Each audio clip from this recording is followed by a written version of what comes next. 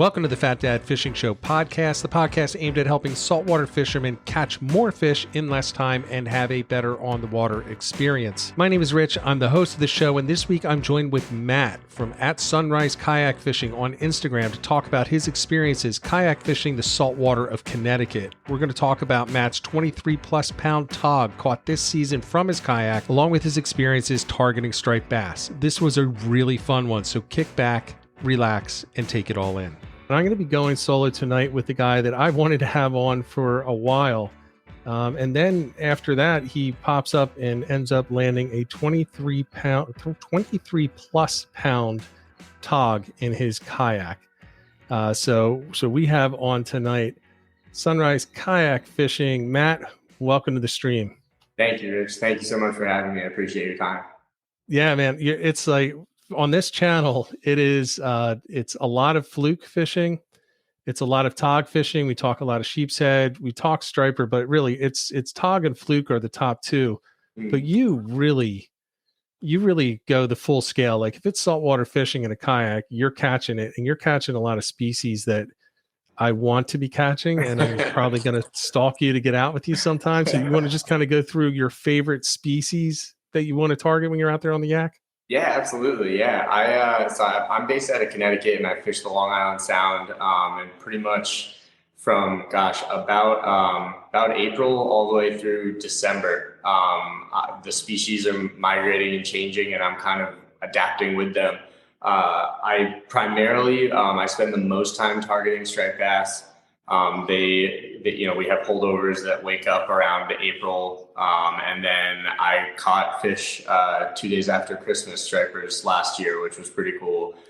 So chasing those guys a lot, that's primarily it. But in the fall and sometimes in the summer, and then this year in the spring, I target tautog. Really enjoy tautog from the kayak, and then pretty much all fall too, I get the albie fever. Admittedly, like a lot of people, I got my first one from the kayak last fall, and I cannot stop chasing that high, and I plan on doing it again this year. So those are kind of three that I go for really intensely. Almost every day that I'm out, I also target fluke. I'll usually hit the striper bite in the morning, and then I'll transition to fluke fishing, and I do a lot of slow pitch fishing for sea bass, which is really a fun way to catch sea bass. Oh, that's awesome. So we've got in the chat right now, Heaven and L Outdoors. I don't know if you're connected with her on Instagram, but she's big into sea bass, and she's also doing a lot of jigging. Oh, nice. So far this year. Yes. Yeah, you should check out her stuff. I mean, but you're doing the slow pitch. I actually have for the fluke tournament this weekend. I have a slow pitch jig. I do not have a slow pitch rod yet. Same. But I'm going to at some point, as soon as I pull the money together and have co-host John build one for me. But they're not cheap, so yeah, they're not. I haven't bought one yet either. No, and it's funny. I was asking you on Instagram, what rod are you using? You're like, regular rod. I'm like, oh, that's what I was gonna do. Because it's you want a recommendation because they're popular, but it's not like surf fishing, what rods, and time tested, everybody's using them. You're going to get a lot of opinions from a lot of people that you have some respect for and you trust to give good opinions. Slow pitch is a little different. It's a little bit more niche. I mean, it wasn't for a while, and then now it is again. Not a lot of people are doing it. Yeah, we get a lot of, I work at a tackle shop locally here, and one of our biggest sellers in like late June through the end of the summer are slow pitch jigs, the Daiwa SK jig specifically. But I say late June because initially when people come in, they're very skeptical of using a flat fall jig for sea bass, and they want to put bait on it, and they're, wait, what? And then by the end of June, they come back into the shop and they're like, I need more of those. Yeah. I started off, I just got one jig. I'm like, if I lose this, because I had like 5 in my hand. I was like, all right, this is what I'm going to get. And then I'm like, this is a tournament. I've never done it. Maybe I should just have one. And if I lose it, that's God telling me to get the hell back to what I'm supposed to be doing and get it out there. But I'm definitely going to be on the slow pitch this year. I've got some rods that I think will perform well with the weight of the lure that I got. So we'll see. We'll see it with the fluke. I don't really do a lot of sea bass Where I'm fishing, there's just not a lot unless you're going to make about a 3-mile run offshore, which is can be a little dicey depending on where you go. And I'm the kind of person, I prefer to run an inlet to do it. So I prefer ride the outgoing out and take the incoming in. Makes it a lot easier. Ride the tide. Yeah, I love riding the tide in and out, but it doesn't always work out that way, especially in the summer when you get the storms coming up. Then you're just running for a beach. Yeah, been there. Not a fan of those. So we have to start with the tog, right? So now the story, I don't want to go too far into it. I'll let you tell the story, but you don't target tog all the time. So you decided that day that you were going to go out and get your PB. And can you kind of walk people through that? Because this is the day that we all wish we had. Yeah, absolutely. Yeah, it's I first will say I'm not any sort of extraordinary tog fisherman. I just I think I was fortunate to cross paths with that fish, and equally fortunate to land it, because I talked with a guy at the shop who I respect a lot, who's a really good tog fisherman, and he said, I've hooked those ones before, I've just never landed them. And I was like, I don't know how I did. But so yeah, in the spring tog season is a lot of fun. It's the first, for me, it's like one of the first true saltwater bites of the year. Those fish come in to spawn, and one of the best parts is spring tog fishing. You are just catching tog. You're not getting sea bass, cunner, little baby tog, stealing your crab all the time. So it's a really fun season, because if you're getting thumped, it's probably a tog, and they're big because they're spawning, And I had gone out. I felt bad because the guy who's taught me almost everything I know about tog fishing, Scott Schneider, who I fish with all the time, he was supposed to go with me that day, and I had said I'd pick up crabs for the two of us because I happened to be coaching a lacrosse game near a shop that did have crabs. Our local one here didn't, so I had to kind of go out of town. But they didn't have too many, so they didn't want to give me kind of 2 persons worth. And I told Scott, and he was like, don't worry. He's a really talented freshwater fisherman.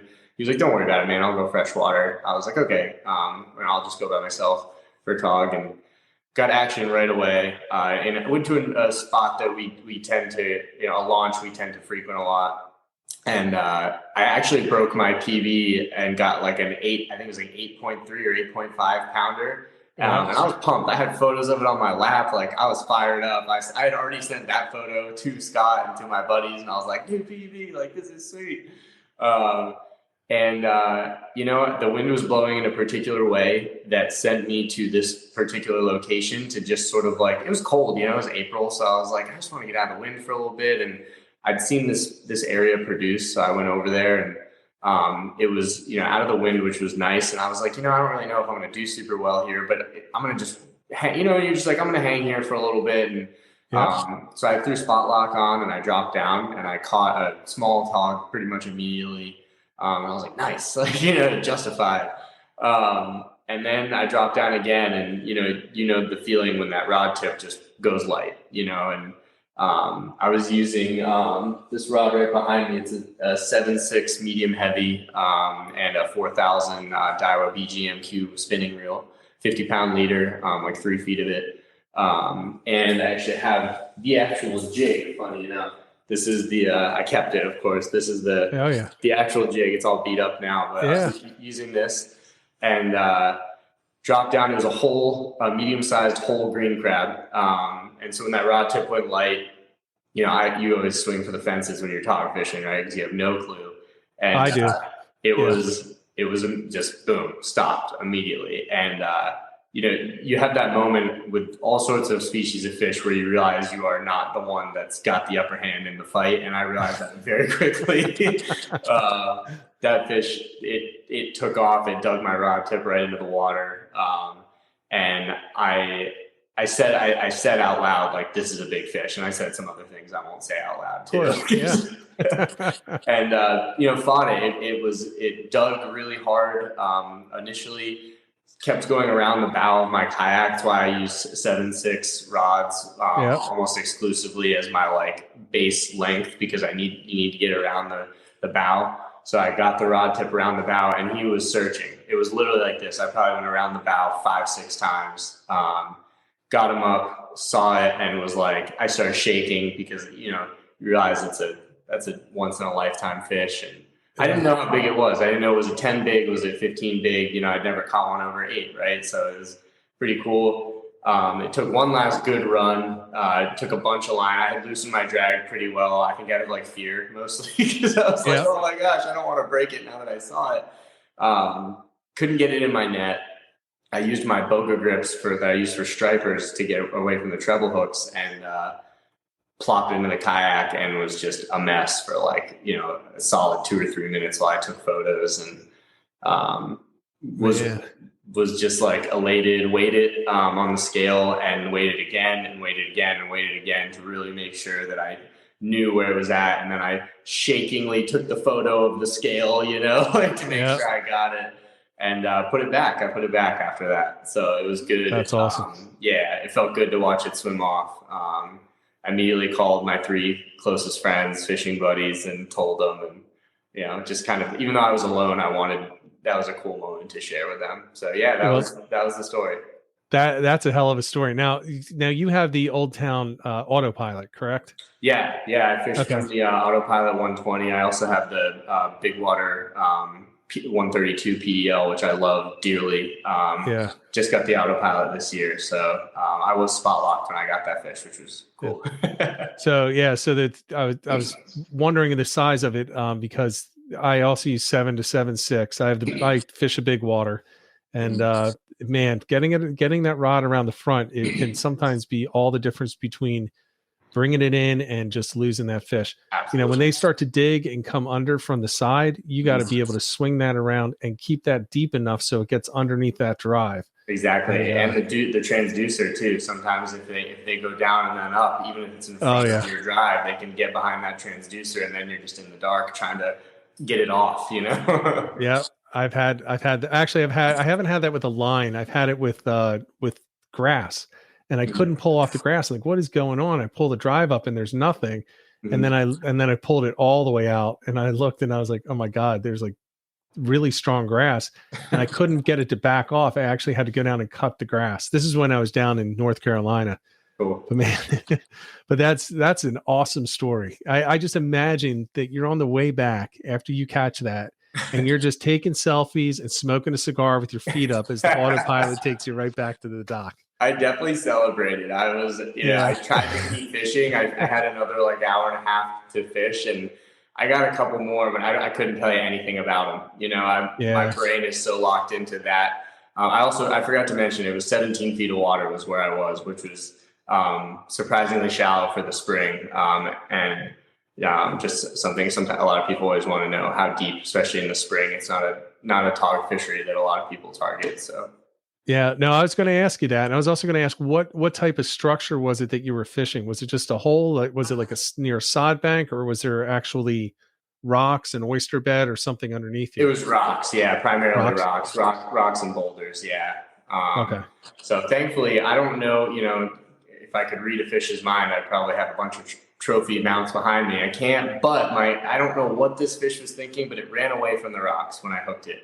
And by the time it came back and was doing that searching, I was saying I had thankfully gotten him up, must have just been high enough to be away from those things. So I also was lucky to get a really good hook set. It was the reason the hook is actually, it's all the paint's gone here because I actually had to dig the pliers into that because the hook was buried up to the shank, dead center of the mouth. Which was nice. Yeah, so it was a great hook. I was thankful because regardless of the company that makes it or what kind of hooks, if only the tip is hooked, it's probably going to bend out a fish that size. So, like I said, not in any way an extraordinary tog fisherman. I put a lot of time into it, and I love it a lot. But a lot of things had to just fall into place to land a fish that size, and so. I think when I think back on the memory, I smile and I just feel gratitude mostly.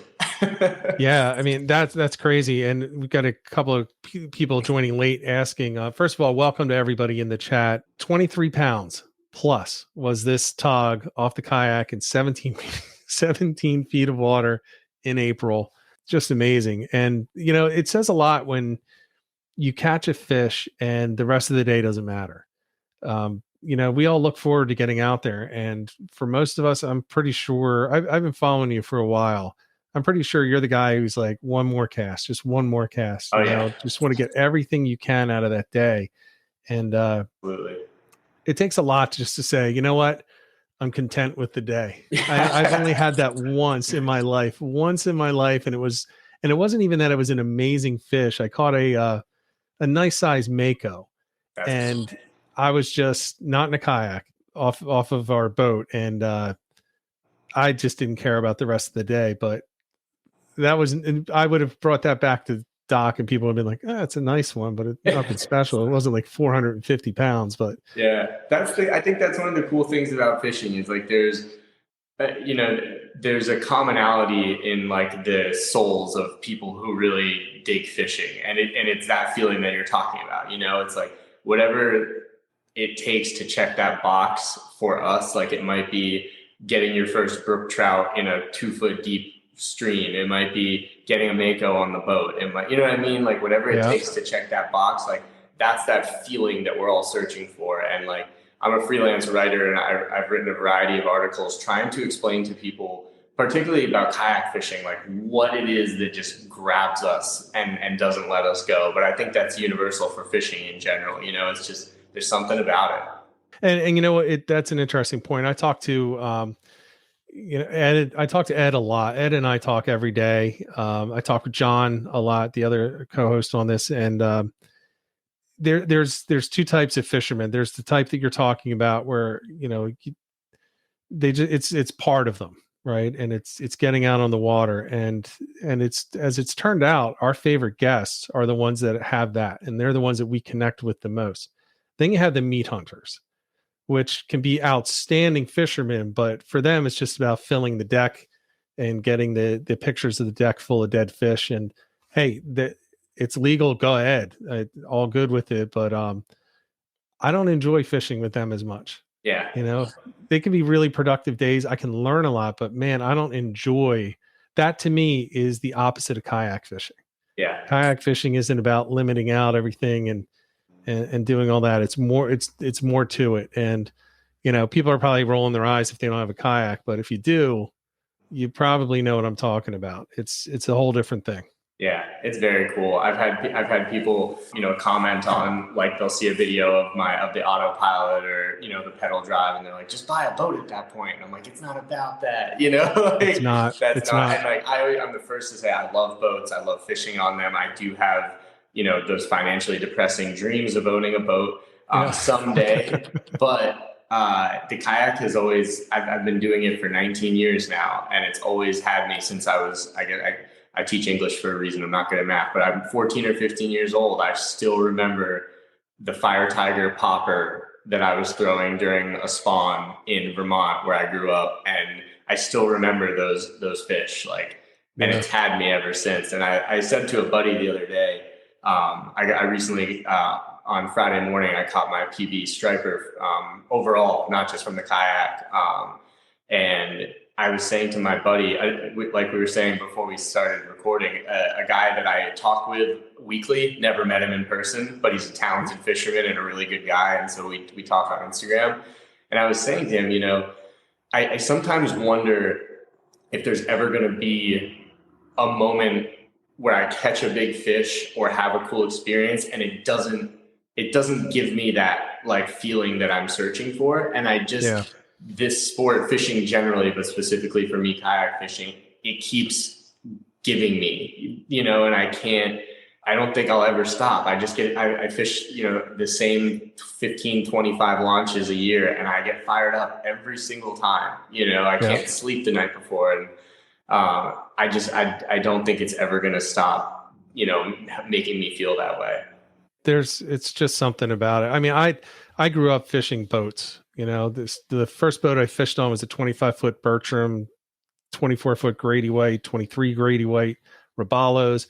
Then I owned my own Carolina skiff, 19-foot, and participation trophies in the chat saying, "Come to the dark side, come to the boat side." He's got his boat, and I was part of the dark side, but I was kayak fishing the whole time before kayak. Well, you were fishing then too, before it was a thing. Yeah. Where you just went out on a kayak. They didn't even make the rod holders. And people looked at you like you're an idiot because you got bait between your legs.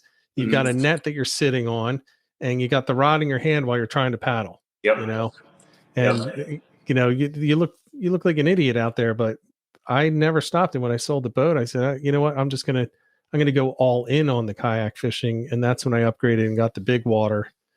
And I'm not saying I'll never buy a boat, buy another one, but I'll definitely always have a kayak.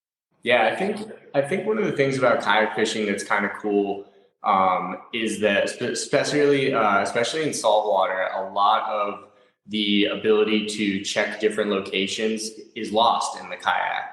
Yes. Which is certainly a disadvantage. But I've also heard guys in boats say that paralysis by analysis sometimes, ruins them from their boat, as they'll spend the day, bouncing between spots and then hearing from somebody, boat or kayak, doesn't matter, who stayed at a spot, for a particular section of the tide or whatever, and the bite turned on and they had sort of been like, I got to go check this other spot. And so I think as a kayak fisherman, that's made me a better fisherman, because I truly have to learn every boulder and current break and micro channel and niche of the area that I plan on covering, and I think that's you see things in certain locations that other folks might not see. They may see macro, this is a rocky point. But when you zoom in and the micro, you're like, yeah, but watch the way the channel swings around that rock towards the shore. That creates a current there. And, you know what I mean? And I'm just making it up as I talk, but you really start to be able to look micro and learn things. And they don't always help, but sometimes they do. I did a video last year where I was saying, here's the drop off that I'm fishing.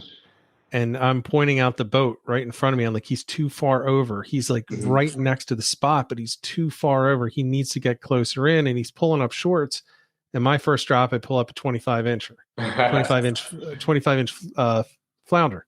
And it was like, he's in the right area. He's fishing the same outlet of a creek that I am, but he's in a boat. And honestly, like I said, I've owned a boat.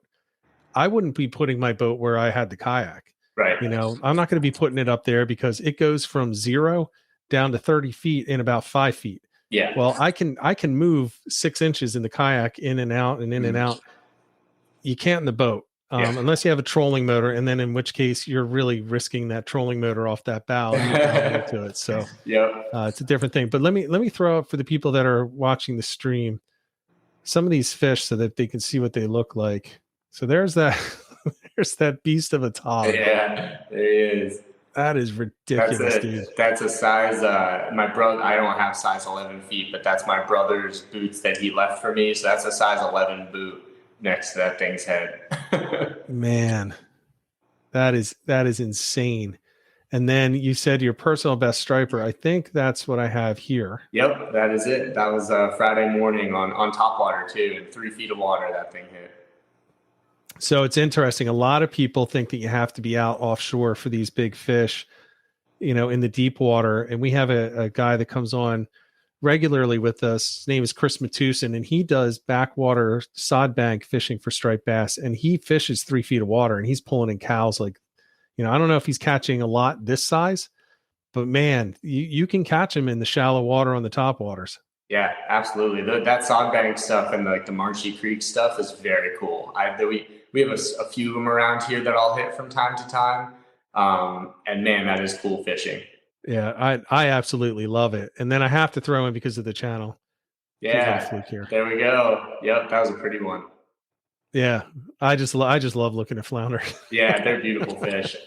They are. Well, they're beautiful and ugly at the same time. Yes, absolutely. They're just cool. I love catching them. But man, that tog and that striped bass. How big was the striped bass? 47? 47 inches. Yep. I don't weigh them because I don't want to flip trying to lift that thing, but I also I've read about lifting big fish like that by just their lip, and it may be true, it may be not, but I typically just do length, and then if I do ever break 50 inches, I'll get a girth measurement with a piece of string and check, do the math there later. But yeah, that fish was 47 inches, and I got it in 3 feet of water. It was a really cool it was one of those little subtle changes like you're talking about. There was a 2 foot down to 5 foot, and he or she was set up head up into the current. I just noticed some riffles, and after I caught that fish, I actually was repositioning down to the bottom of that rip, I guess you could call it, that channel area, to cast back up into it. And I was trolling the dock, and I got hit and landed a 42 incher in the same exact spot.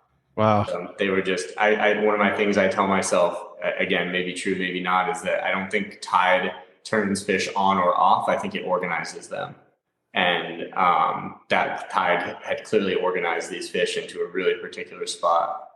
Yeah, they're that is a beautiful fish. You got my personal best beat. I think mine is around 45. I couldn't get an exact measurement because I didn't have anything on the kayak to measure it with that went that long. So I put it up against the paddle. Yep. So you got, but either case, I mean, that's bigger than the one that I caught, definitely. And you've got me destroyed on the tog. I'm not even competing with it. That's a hell of a year you're having so far, man. Thank you. Yeah, it's been a good year. I definitely I moved up here 2 years and change ago, so this is only my third summer fishing these waters. But like I said, I'm very thankful to be the tackle shop I work at. Some really talented anglers that are there, and they're like my family and my best friends, and they've really shared a lot with me. And being a teacher, when summertime kicks in, I'm fishing 4 days a week, usually 8 hours every trip, up at 2:30 in the morning, launching by 3:30, and staying on the water until noon or afterwards. So I just I always say I'm either catching fish or I'm learning, and the best days I do both. All right, so you're getting up at 2:30 in the morning. What time are you going to bed? I was up at 3 this morning, and I'll probably go to bed like 9:30. Okay. All right. I'm going to be doing that this weekend, and I for some reason I can't fall asleep before 12 or 12:30, so I'm getting up at 4, and I'm like, this sucks. Yeah. And all the guys that I fish with are down close to the coast. I'm 2.5 hours away from a lot of the places. Okay. Yep. So I'm like, I'm not getting up at 1. Because that's a half an hour. I remember when I first started getting up super early, and that was when I got my name for my page, which really was just started to not bug the people on my personal page with all these fish photos, like, hey, But I was like, I keep getting up really early, sunrise kayak fishing, and I remember those first probably 3, 4, 5, 6 months when I was getting up at 2. I was living in actually downtown Baltimore City when I first started really dedicating myself hardcore to kayak fishing, and so I was literally carrying my 13-foot kayak on my shoulder through downtown Metro Baltimore at 2:30 in the morning. What a sight. But those first few times, I remember those first few months, by the time I got home, I was just dead. I was racked. And now I think I've been doing it. I also open the tackle shop at 5 a.m. Saturdays and Sundays, so I'm up at 4 those days anyway. So I've started to get used to it. The key is to not stop moving. As soon as I stop moving, boom. Yeah, that's my problem, because I get in the car and I drive 2.5 hours. I'm like, oh my God, this sucks. That's tough. So it's all caffeine. It's all caffeine. Yep. And then on the way home, I'm still excited about fishing until I get about halfway, and then I'm like, oh, this sucks. I'm exhausted. I'm tired. Yeah. Just an old fat guy just getting exhausted driving in the truck for all these hours. But you got your exercise pedaling though, so. I do get plenty of exercise pedaling for how out of shape I look. I'm in pretty good shape. And I would bet that I know that there are people that watch this that have gone fishing with who thought, young guys, I'm talking 24-year-olds in really good shape, and they can't keep up. You get those kayak fishing legs on that big water, and you can go for, the whole day. Yeah. I went out the one time with this guy, Randy, who I fish with a lot, met him out on the Raritan Bay, which is usually about as far north as I go, that or Staten Island, into Raritan Bay. And we clocked over 25 miles that day. That's awesome. We were trolling a lot, looking for the striper because they were moving through the bay. Yep. And we were both whooped. 2 old guys. We were whooped. How was the fishing? It was not great. It was not great. It was actually pretty brutal. I actually ended up capsizing that day. No way. Yeah. The weather was not cooperating on the way in. It's the first day I met Randy. He's like, "Have you ever tipped?" I'm like, "No." I'm like, "Damn it, I'm gonna tip." Wouldn't you know? On the No way in, I way. went over. Oh, it was 40 some degree water. It was not Woo. fun. Not fun. So, No way. all right. So let's talk. So let's go back to that striped bass real quick. So you caught that on a top water. What lure are you using for that? That was on a dock, 9-inch. I can grab my plug box if you want me to. I can show a couple of the ones I use. Yeah, sure. That would be great. We have a lot of striped bass fishermen that watch this. So here's so this is the dock. It's 9 inches. It's 3.25 ounces. It's got a knock to it. Yep. And so this pretty cool story. These were actually these are made by a company called Muskie Mania, and they were actually originally designed for muskie, and then someone very smart started throwing them for striped bass, and now they are. You will not see a boat in Connecticut in June without one of these tied on a rod. Because they're so heavy, though, you need like a special. I literally have a dock setup that I bought with the throwing this in mind. So this is great, real big back and forth walk the dog. You can also get it to kind of spray as it walks. So that's one that I typically throw a lot. And then this is a local company. This is, I typically throw this in white. I have it in my other box, but this is a different color. This is by 24/7 Lures. These guys are locally in Connecticut. Elliot, really good guy. And this is what I got 99% of my big stripers on last year is this plug in bone or white color. It's wood. It has no rattle, silent. But what I love about it is it has a really good shape to it. So you can actually, if you want it to walk big, wide walks, you can. But if you want to up your rod tip and let its butt sink, you can kind of pencil it too, so that it's kind of splashing more. And I think too, just the shape of this thing, it casts a mile. The thing is just a bomber. I use it almost like a search bait, and just launch it as far as I possibly can, and just try a bunch of different retrieve speeds. So those are probably the two. I'm a big spook guy. I like throwing spooks, so that's most of the time what I start with. And then if that's not producing, or if it's really choppy, I might switch to a bunker color popper. This is made by a guy named Jim, Bad Monkey Lures. Really good guy. He designed this for me, and this has a really good knock to it. Yeah, it does. So yeah, that's kind of typically what I'll throw. And I started this year, I'm starting to get into more like subsurface stuff. I bought some big spoons. I've got a subsurface glider being made by Solstice Lures right now, which I'm really excited about. But primarily, my number one every morning is going to be a spook of some kind, either the dock or the mully, those first two plugs. I'll tell you what. So looking at those, I talk to a lot of people that, up and down the coast that reach out, and they, people down in North Carolina, South Carolina, all the way up to Maine. They'll stop in and watch a show every now and then. The difference is in the way that people fish. I mean, even as close as we are, Connecticut to New Jersey is where I'm primarily fishing. You ain't seeing those first two on 90% of the boats out there. Right. It's crazy. And I had mentioned Randy before. Randy fishes a lot up north. He loves going on trips up there, and he comes back and he talks to Ed, who has, as I mentioned to you before, he owns Captain Hank's Tackle. And, he's got all these ideas just from, variations on things that he's seen up north. Right. And it's always like, why don't we do that down here? It doesn't make any sense. Like the jawbreaker jigs, the tautog jigs, bottom sweeper, Eds are called, the jawbreakers. They never use those down in North Carolina for sheep's head, which is amazing to me. Yeah, very similar. Because that's where you catch sheep's head. It's North Carolina and South. That's where you get the numbers. And it wasn't until a couple of years ago, for me personally, when I was down in the Outer Banks, I go there every year for a week to fish, and vacation, which means I go fishing. There you go.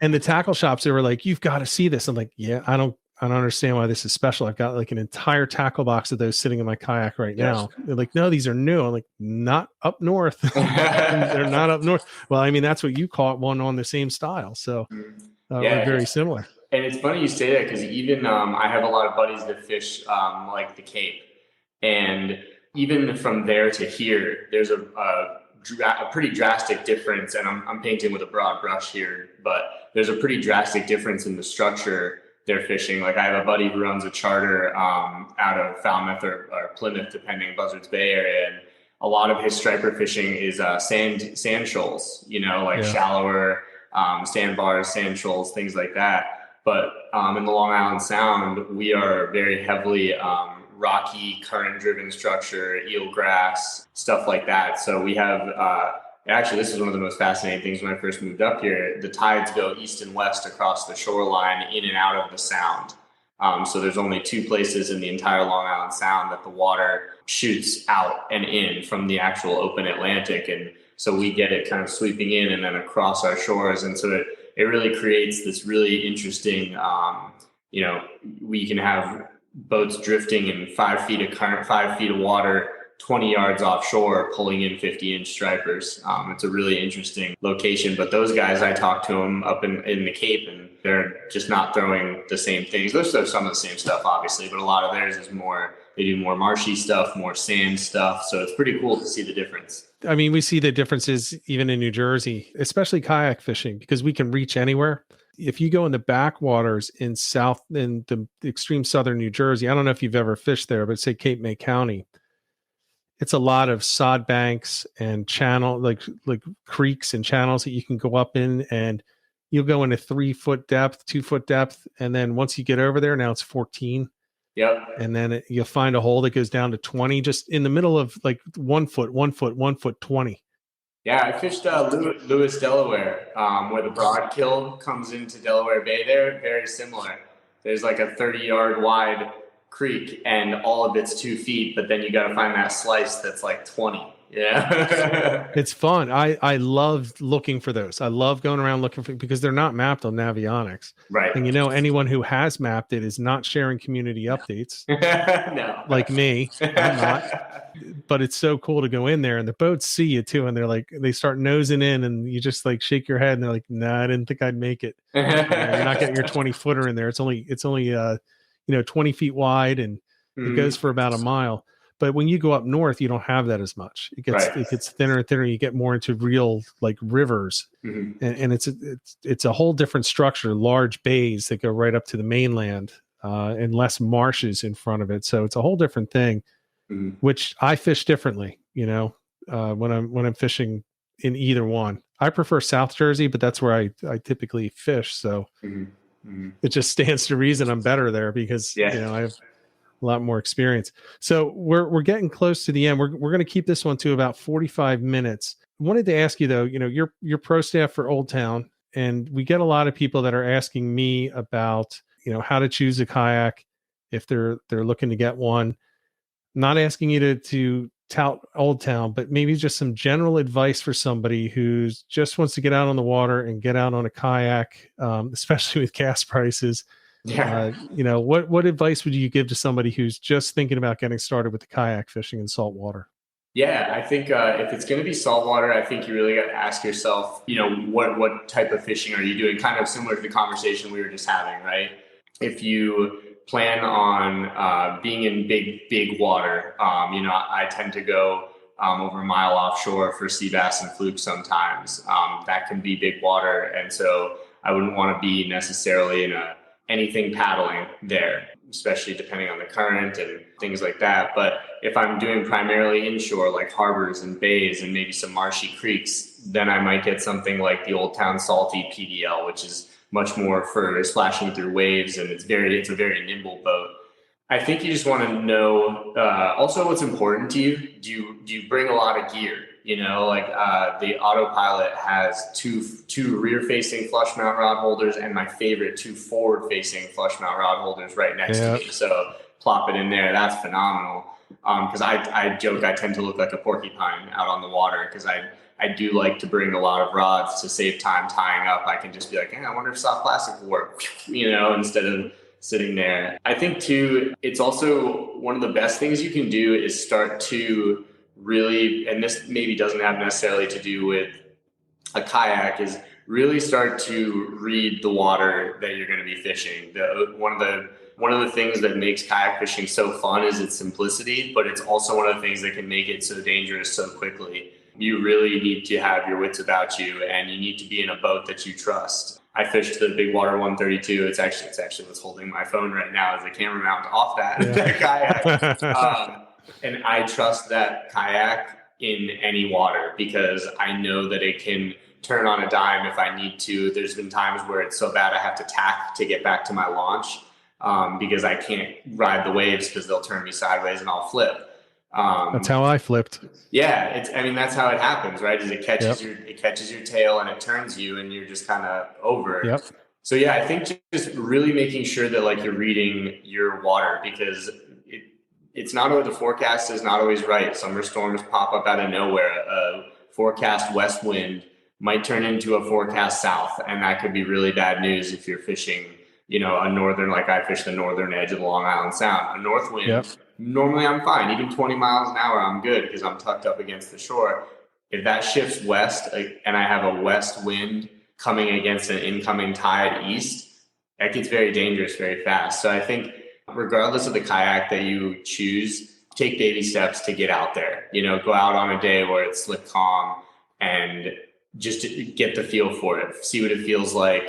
Go over some boat wake waves and see how that feels. If it's a kayak that allows you to stand up and kind of check your primary and secondary stability on those things. And definitely don't do anything you're not comfortable with. A lot of guys I know I talk to, and they're like, I don't go any further than 20 feet deep. I'm like, that's fine. Like 100%, you do you, whatever's comfortable. And maybe one day you'll sort of get to that time that you'll stretch yourself a little bit over time. I certainly didn't start off going a mile and a half offshore, it's like, right. But yeah, and I think just generally just do it because you love it. The kayak fishing is it's a niche thing, and do it because you love it. Do it because it's different than your boat. I have buddies that are charter captains here in Connecticut, love taking their kayak out because it's just a totally different vibe, Yeah. Well, they need the break. They need the break from the job. Yeah, absolutely. And I think especially from the kayak, don't worry about catching the big ones at first. There's something really pure and really sublime about being on the water. It's why I launch in the dark. I love drinking my coffee and eating my breakfast and being under the stars. It's really, really special, and it fills your soul. So there you have it. Huge thanks to Matt for coming on and sharing his experiences out there on the kayak in the saltwater, targeting tautog and striped bass. Now, before I go, if you're not already following or subscribed to this podcast, that would be greatly appreciated. And of course, a positive review on any of the platforms that you listen to this podcast on would also be greatly appreciated, and it helps us to grow the podcast and draw more guests in the future. So until next week, until next episode, get out there, get on the water, and get some tight lines.